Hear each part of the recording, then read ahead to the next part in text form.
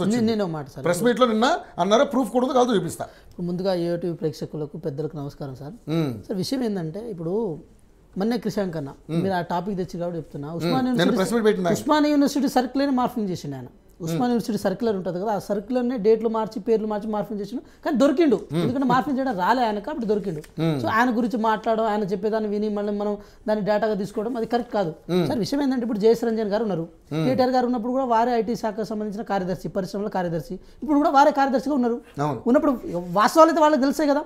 In case అంత doubt ఉంటే మన కిసాన్ కన్నా పోయి జయస్ రంజన్ దగ్గర నుంచి ప్రతి డేటా తీసుకుంటే అయిపోతుంది.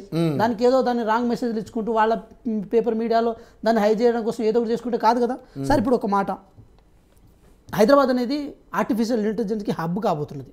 ఎందుకంటే ఆర్టిఫిషియల్ ఇంటెలిజెన్స్కి మీకు తెలుసు సోషల్ మీడియా ప్లాట్ఫామ్స్ కానీ మిగతా డాటాకి సంబంధించిన ఏ అంశాన్ని ఆర్టిఫిషియల్ ఇంటెలిజెన్స్ అనేది ఒక హ్యూమన్ చేసే పనిని చాలా తక్కువ చేసే అది ఉంటుంది. కాబట్టి ఇక్కడ ఎక్కువ సాఫ్ట్వేర్ కంపెనీస్ ఉన్నాయి కాబట్టి దాన్ని డెవలప్ చేయాలనేది గౌరవ ముఖ్యమంత్రి గారి ప్రధానమైన అజెండా.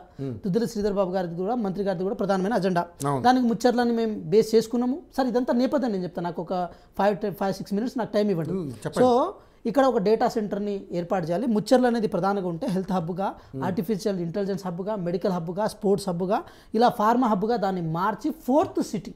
ఇప్పుడు మనం హైదరాబాద్ని ఒక 4 సిటీలుగా మనం మార్చుకుంటే దాంట్లో 4th సిటీగా ముచ్చర్లను మార్చి ఇక్కడ మొత్తం ఇక్కడ హైదరాబాద్లో ఉన్న ఇప్పుడు హైడ్రా అనేది ఒక ప్రాజెక్ట్ తీసుకొచ్చి ఇక్కడ ఉన్న మున్సిపాలిటీస్ కానీ కార్పొరేషన్ కానీ అన్ని ఒక ఘాటున తీసుకొచ్చి హైదరాబాద్లో ఒక మెయిన్ సెంటర్గా కనుక మార్చే ప్రయత్నం కనుక చేస్తే పెట్టుబడుల రాకకు ప్రధానంగా ఒక అవకాశం ఉంటుందని చెప్పి గౌరవ ముఖ్యమంత్రి గారు ఆ కోణంతోనే ఉండే.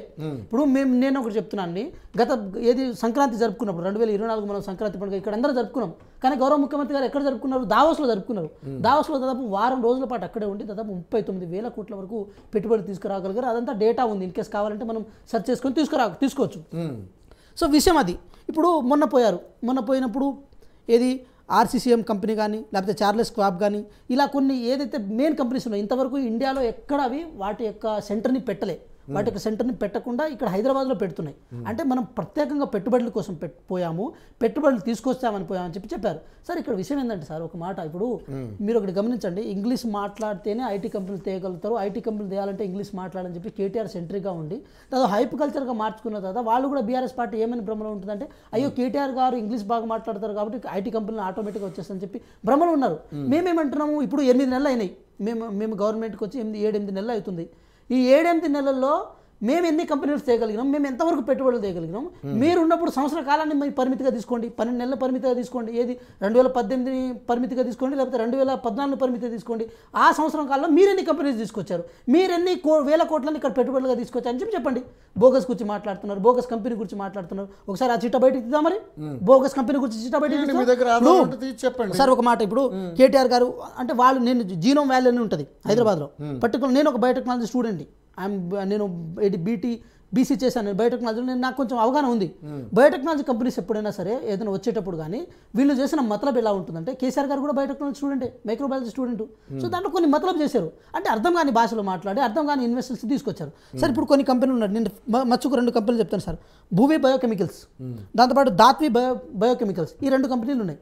ఈ 2 కంపెనీలు ఎప్పుడు వాళ్ళు 2022 జూను 10వ తారీఖు 2022 జూన్ 10వ తారీఖు ఎంఓఈ చేసుకుంటే అవి పుట్టింది జూలై 14వ తారీఖు ఈ 2 కంపెనీస్. అంటే ఎంఓఈ చేసుకున్న తర్వాత కంపెనీలు పుట్టాయి కదా, ఇక వాటి గురించి మాట్లాడుకొస్తే ఇక అంతకంటే బోగస్ కంపెనీలు ఉంటాయి.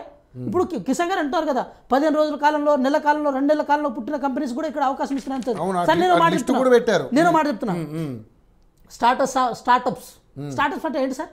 ఎంటర్‌ప్రెన్యూర్‌షిప్ అంటే ఏంటి? స్టార్టప్స్ అంటే ఏంటంటే పుట్టిన కంపెనీ వెంటనే గంటలోనే వాళ్ళు పెట్టుబడులు పెట్టొచ్చు, అవకాశం ఉంటుంది, దాన్ని స్టార్టప్స్ అంటారు.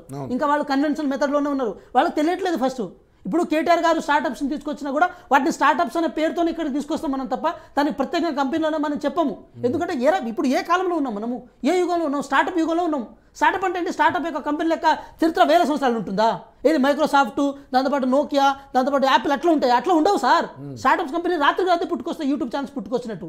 వాటికి ఉన్న బలం అలాంటిది. అవి మీరు తెలుసుకోకపోతే ఎట్లా? దాన్ని మీరు ఫేక్ కంపెనీస్ అంటే ఎట్లా? సో మేము ఇప్పుడు ఇంకో మాట కూడా చెప్తున్నాం సార్. ఇప్పుడు ఒక మాట నేను ప్రధానంగా చెప్పదలుచుకున్నా, జయస్ రంజన్ గారు అప్పటి నుంచి డే 1 నుంచి ఉన్నారు. జయస్ రంజన్ గారు దీంట్లో కీలక పాత్రే ఉన్నారు.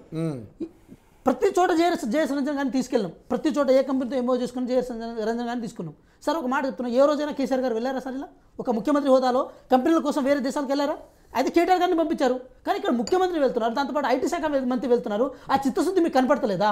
ఆ చిత్తశుద్ధి గురించి మాట్లాడేది లేదా సార్? డే 1 నుంచి సార్, డే 1 నుంచి ఫేక్ వీడియోస్, ఫేక్ ముచ్చట్లు, ఫేక్ థింగ్స్. నేను పేపర్ పేరు చెప్పాను, కానీ ఆ పేపర్ లేస్తే పొద్దుగా లేస్తే విషయం వెళ్ళగక్కడం తప్ప ఈ ప్రజలకు అని ప్రతిపక్షంలో ఉన్నాము. ఒక మాట చెప్పేటప్పుడు, ఒక మాట అనేటప్పుడు మన ప్రజలకు ఒక అవగాహన కల్పించేటట్టు ఉండాలి. అది మన బాధ్యత.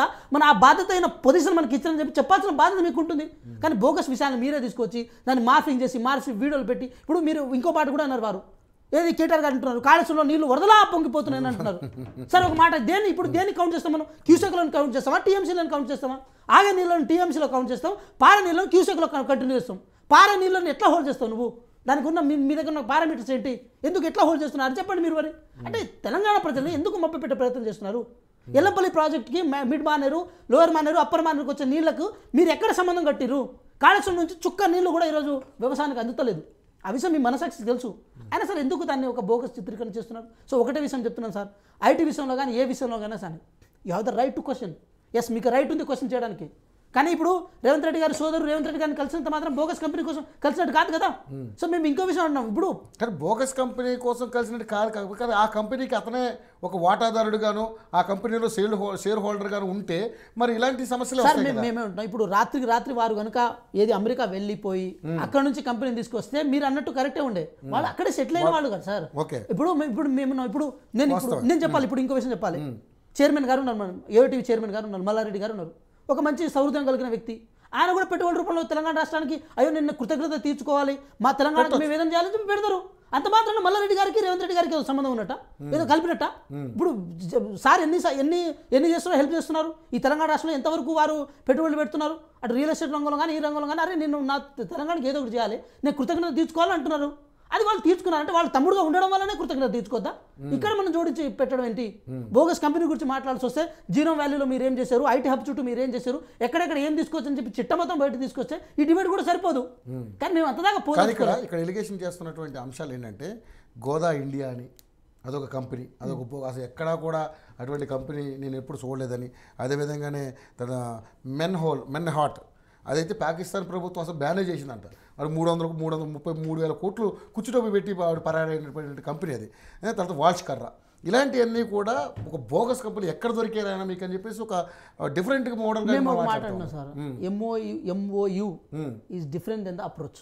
ఓకే, కంపెనీలో అప్రోచ్ అయినంత మాత్రాన MOU చేసుకొని ఇక్కడ కంపెనీ ఎస్టాబ్లిష్ చేసుకోవడానికి ఉండదు. సరే, ఇక్కడ ఒక ఆర్బిట్రేషన్ సెంటర్ ఉంటుంది.